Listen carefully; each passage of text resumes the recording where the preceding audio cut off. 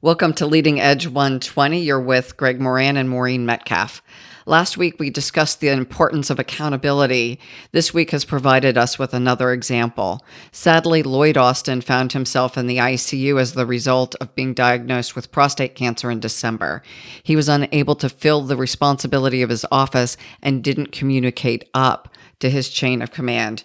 Greg, what are you thinking about this? Yeah, it's interesting based on our conversation last week that, we see this new stunning example of the implications of accountability inside of significant leadership roles. And could there be higher stakes than the Secretary of Defense in his role as basically the only other person other than the president in the chain of command for National Command Authority? And obviously the stakes of that are huge, not only with respect to direct action, but with respect to how the rest of the world perceives us. And so I think there are going to be substantial repercussions from this, for Mr. Austin himself, and for, how these things happen in the future. And I'm sure that nobody intended any wrongdoing, but the accountability remains that we created this huge gap, and with it, huge risk for the safety of the American public and for the role of America on the broader global stage. And so we don't really have to say a bunch more about this one other than to say